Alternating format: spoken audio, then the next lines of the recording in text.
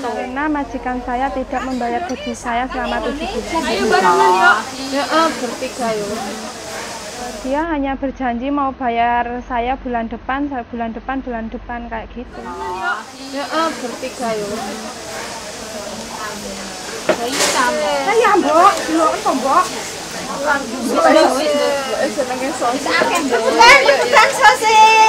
Teman yang menyarankan saya buat minta bantuan ke Christian Action, katanya di situ kamu bisa mengadu apa yang majikan kamu, maksudnya apa hak kamu yang belum majikan kasih. Ya. Kebekan orang dok, window apa? Wes. Kanyener apa sih?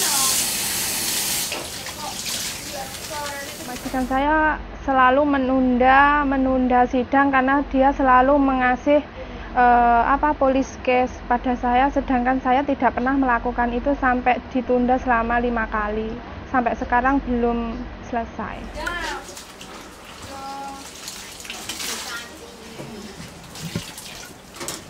Mbak De kayaknya nggak bisa, Mbak De. Saya rindu sama keluarga, Kak. Saya cuma punya bapak dan saya saja.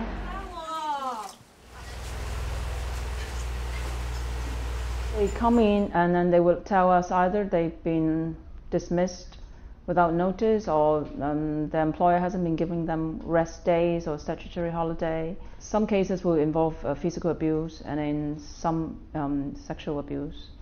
Or they end up working for, instead of one employer, 4 households. These are very common features of the cases.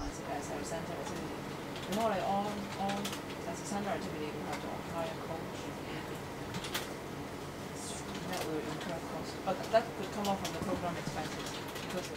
To the time they're waiting for the criminal proceedings, the police investigation, which usually takes a lot of time, and they're not allowed to work or volunteer, so they have to rely on us and rely on charity, which is not exactly forthcoming sometimes. There are other causes that's coming on board, like the money matters. We are very restricted with our funding and resources as well. I mean, we do our bit. We provide them with the basic things, like some donated food, and then accommodation, and then maybe some transport money for them to go to Labour Tribunal. But that's all we can provide.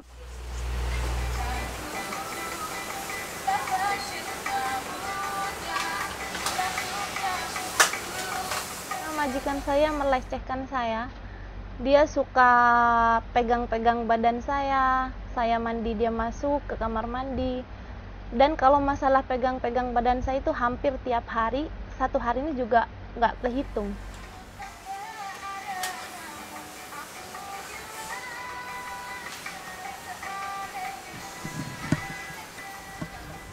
Saya itu selalu ketakutan di rumah majikan, saya juga itu merasakan stres, nggak bisa mikir. Terus itu saya itu selalu, apalagi kalau kakek itu bangun pagi-pagi, kalau dengar kakek itu sudah bangun, saya sudah merasa ketakutan sekali. Bahkan sampai saya itu berusaha untuk sembunyi di bawah meja pun, dia masih kejar-kejar saya.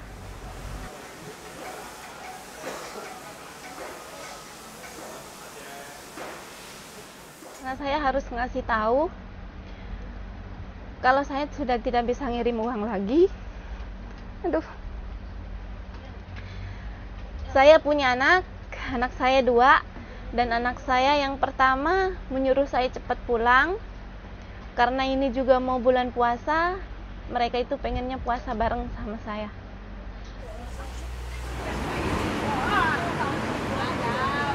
I believe there is a problem with the culture.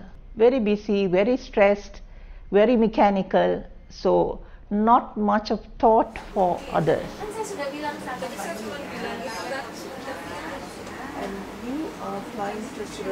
But poor domestic helpers, when the employer gets stressed in office, it is taken out of the domestic helper, because that's the easiest thing, because they believe that they are lower in status.